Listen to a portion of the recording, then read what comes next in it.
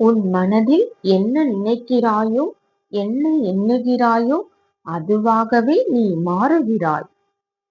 கடந்த காலத்தில் எண்ணியதை நினைத்து தொலைந்து போகாமல், எதிர்காலத்தில் என்னவாக ஆக வேண்டும் என்ற கனவில் உழலாமல், நிகழ்காலத்தில் கவனம் செலுத்தி அதில் வாழ முயற்சியுங்கள்.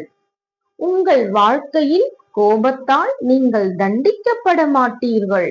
நீங்கள் கொள்ளும் கோபமே உங்களை மறைமுகமாக தண்டிக்கும். ஆகையால் வாழ்வில் கோபம் கொள்ளாமல் அமைதியாக வாழ முயலுங்கள். உங்களின் மேல் உங்கள் மனதிற்கு இருக்கும் அன்பும் காதலும் புவியின் மாந்தர்கள் மற்ற விடயங்களின் மீதும் ஏற்பட வேண்டும். அது நிகழ்ந்தால் இந்த புவியின் அழகை உங்களால் முழுமையாக உணர முடியும். கடவுள் படைப்பின் அற்புதத்தை அறிய முடியும். போட்டிகளில் ஏற்படும் தோல்வி நிஜமானதல்ல. உங்களிடம் உண்மையாக அன்பு செலுத்தும் நபர்களிடம் பொய்யாக நடிப்பதுதான் உண்மையான தோல்வி.